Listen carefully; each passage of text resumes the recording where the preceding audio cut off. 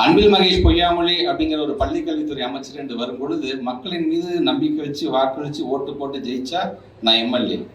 நம்முடைய மாண்பு தமிழ்நாட்டு முதலமைச்சர் என் மீது நம்பிக்கை வச்சு எனக்கு அந்த பொறுப்பை கொடுத்தா நான் அமைச்சர்.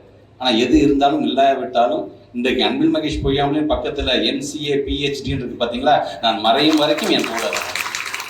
அதனால அது அழியாத செல்வம் என்று நாம சொல்லிக்கணும்.